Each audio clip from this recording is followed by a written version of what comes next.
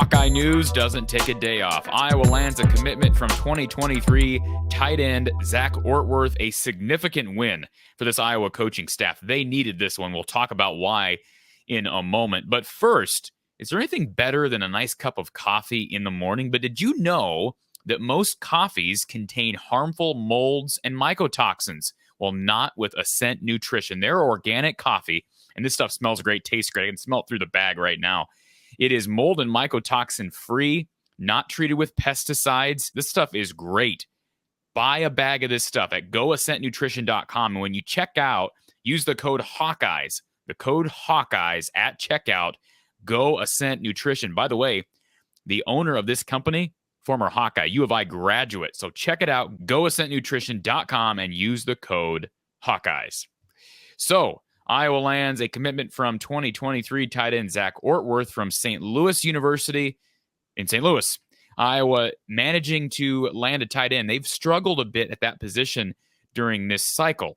You look at who they've missed on. We know George Burhin committed to Purdue last week. He was on campus the same weekend that Zach Ortwerth was on campus.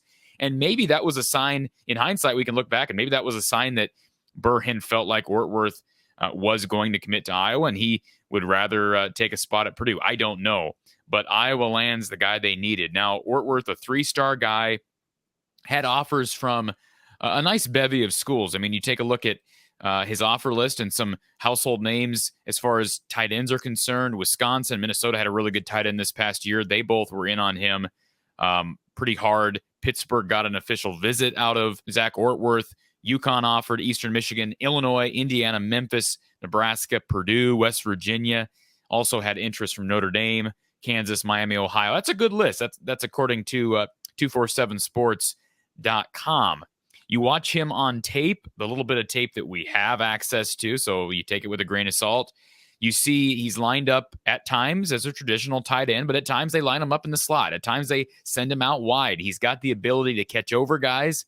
He's a good route runner. I think there's going to naturally be a learning curve. You're not going to be able to get away with poor route running when you get to the Big Ten. I'm not saying he's a poor route runner, but I remember bringing the same subject up with Cale Vanderbush when he committed. That's something that I think Cale will have to learn at this level. But Zach Ortwerth seems to understand route running. He seems to understand run blocking.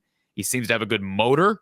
That's all important, and he's got good hands. If you're at Iowa, you need to be able to catch the football as a tight end in addition to being able to run block. He's also a very good defensive end, and so he's got the ability to play on both sides of the ball. But again, this is a guy not real big at 6'4", 220, so they'll probably want to get that weight up a bit. Maybe he'll grow another inch before he gets here, but 6'4" is fine.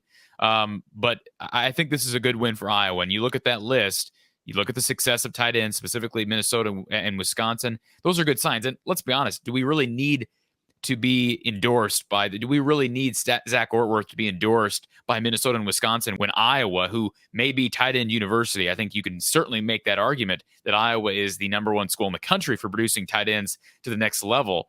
The fact that they're offering him and got him on campus and are taking this kid, that should be the endorsement for Zach Ortwerth. So as far as the class is concerned, I'm still concerned with wide receiver. Iowa's missed on a number of guys. I was concerned with tight end, but not nearly to the extent that I am with receiver. And the reason being is, yes, Iowa missed out on Mac Markway. They missed out on Jackson Carver, who committed to Miami. Jackson McGohan committed to Cincinnati, and most recently Burhin to Purdue. But you just kind of felt like whoever Iowa got, they're so good at evaluating tight end talent at the high school level. I think Brian Ferentz has proven he understands the tight end position and developing tight ends. Certainly Kirk and staff have. Now they do have Abdul Hodge, who's new to the staff, so we'll see how he fits into the mold. But you trust Iowa to develop that position. Wide receiver has not been a position of strength, especially as it relates to development. I think they've done a pretty good job at identifying talent that's sort of flown under the radar. Brandon Smith was under-recruited. Amir Smith-Marset, another example of a guy who maybe was missed by some. Tyrone Tracy, who was a running back at a high school. I know he struggled in his later time at Iowa and now is at Purdue, but he, as a freshman, was really good playing behind those other guys. So Iowa has done a nice job with Kelton Copeland identifying talent. Now the next step is how do you develop these guys? Because they've missed on recruits. Jerron Tibbs being one, Kyler Casper being another. Now you turn your attention to a guy like Bryson Vowell, who, according to Blair Sanderson of Rivals, is set to visit Iowa this September. We may not have a receiver commit to Iowa until the football season. And that's a bit concerning. They do have Alex Mota that's committed for the 23 class, but you definitely need at least one more. They didn't do great this cycle. I mean, they got Jacob Bostic from Illinois, but again, just the one kid.